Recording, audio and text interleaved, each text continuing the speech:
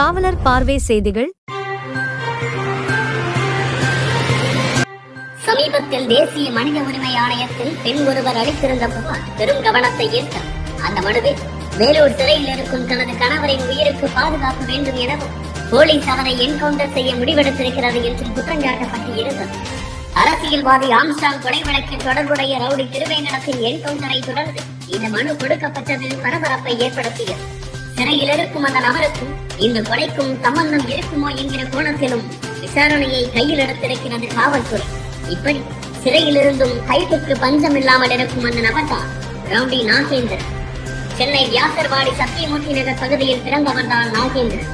இவரது தந்தை பொன்னுசாமி ஹார்பரில் வேலை பார்த்து வந்திருக்கிறார்.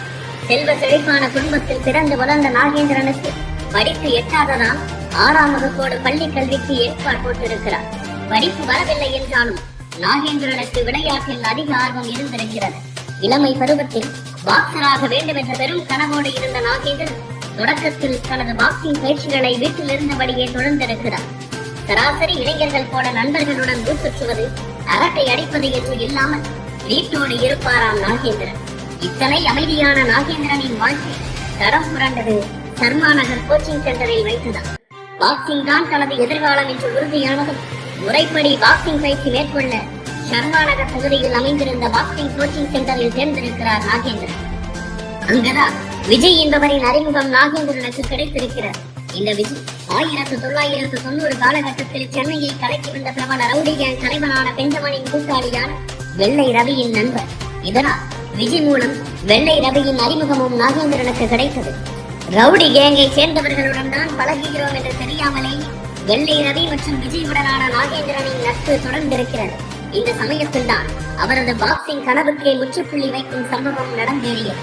1991ஆம் ஆண்டு எப்போதும் போல நண்பர்களுடன் வர்மா பசாரில் அரட்டை அடித்துக் கொண்டிருந்திருக்கிறார் நாகேந்திரன். அப்போது அங்கு வந்த வெள்ளை ரவி சென்னையின் மற்றொரு ரவுடி கேங்கான சேராவின் டீமை சேர்ந்த ஒருவர் தன் அக்காவை விடாமல் பின்தொடர்ந்து டார்ச்சர் செய்வதாக கூறியிருக்கிறார். இதையடுத்து அந்த ரவுடியை கண்டித்து வைக்க கேங்கோடு சென்ற வாய் தகராறு கைகணப்பாக முற்றியது. ஒரு கட்டத்தில் வெள்ளை ரவியின் அக்காவை வம்பெடுத்த அந்த ரவுடி கொல்லப்பட அக்கொலை வழக்கில் நாகேந்திரன் பெயரும் அடிபட்டார்.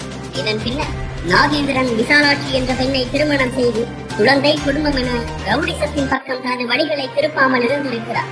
ஆனால் நாகேந்திரனுக்கும் அப்பகுதி அதிமுக வட்ட செயலாளராக இருந்த ஸ்டான்லி சண்முகத்துக்கும் இடையே அடிக்கடி வாய் தகராறு இருந்து வந்ததாக கூறப்படுகிறது.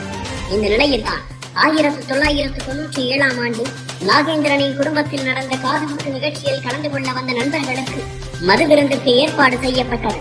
ஸ்டான்லி சண்முகத்திற்கு சொந்தமான தனியார் மதுபான கடை விசேஷம் நடந்த இடத்துக்கு அருகாமையிலேயே இருந்ததால் உறவினர் ஒருவரை அனுப்பி ஸ்டான்லிக்கு சொந்தமான கடையிலிருந்து மதுபானம் வாங்கி வர பிறகு பணம் கொடுப்பதாகவும் கூறியிருக்கிறார் நாகேந்திரன்.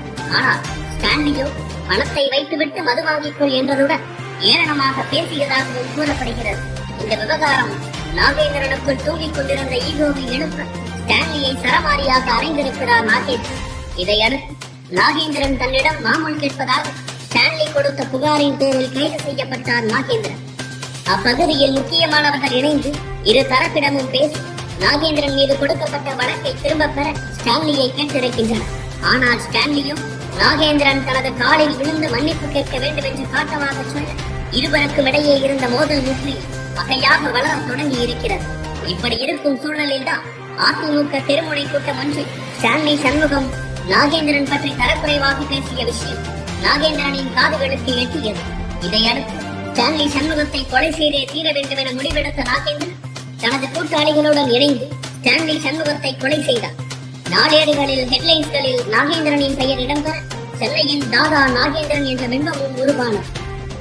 இந்த கொலை வழக்கு விசாரணை தொடங்கிய சமயத்தில் ரவுடிச வாழ்க்கையை துறந்து குடும்பத்துடன் அமைதியான வாழ்க்கையை வாழ்வது என முடிவெடுத்தாராம் நாகேந்திரன்.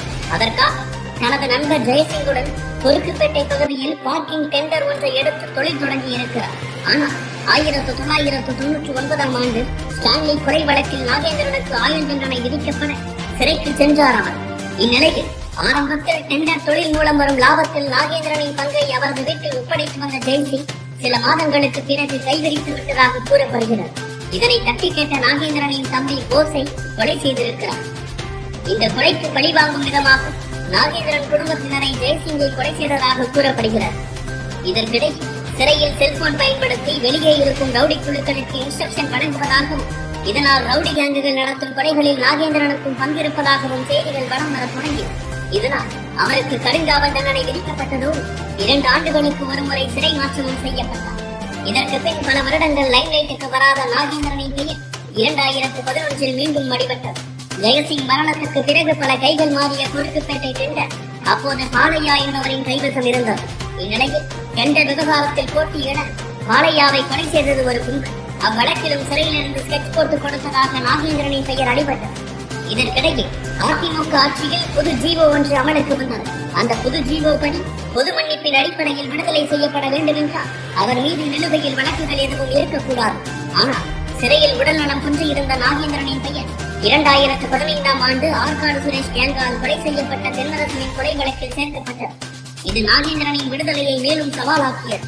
இந்நிலையில் 2017 ஆண்டு கல்லீரல் செயலிழந்த போது அறுவை சிகிச்சைக்காக வேலூரில் உள்ள மருத்துவமனையில் சேர்க்கப்பட்டிருந்தார் நாகேந்திரன். சிகிச்சைக்கு பின் மீண்டும் சிறையில் அடைக்கப்பட்டார்.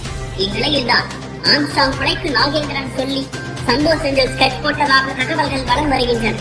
அதே சமயம் 24 ஆண்டுகளாக சிறையில் கடுங்காவல் தண்டனை அனுபவித்து வரும் நாகேந்திரன் எப்படி ரவுடி கேங்கை வழி நடத்த முடியும் என்ற கேள்வியும் எழுந்திருக்கிறது. Crime reporter Vasanth, cameraman Vinod.